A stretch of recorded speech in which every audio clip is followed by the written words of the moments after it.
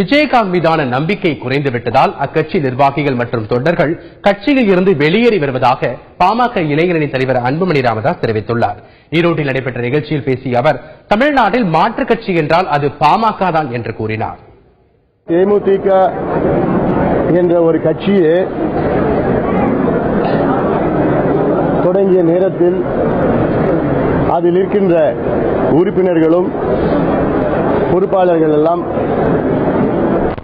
மற்ற கட்சியிலிருந்து வெளியேற்றப்பட்டவர்கள், வெளியேறியவர்கள் தான் அந்த கட்சியினுடைய உறுப்பினர்களாக அன்று இருந்தார்கள். அந்த கட்சியினுடைய தலைமை தன் தொண்டர்களை மதிக்க வேண்டும், மரியாதை கொடுக்க வேண்டும். எதுவும் இல்லாத காரணத்தால் தான் தன் கட்சி மீது எந்த ஒரு பற்றும் இல்லாத, ஏதோ பதவி வந்தால் போதும் என்று இவ்வளவு காலமாக இருந்தார்கள். இன்று அவர்களுக்கு எந்த பதவியும் நிச்சயமாக வராது என்று அவர்களுக்கு தெரியும். அதனால் இனி இந்த கட்சியில் இருந்து பிரயோஜனம் இல்லை என்று வந்தவர்கள் எல்லாம் வெளியேறிக் கொண்டிருக்கின்றார்கள்.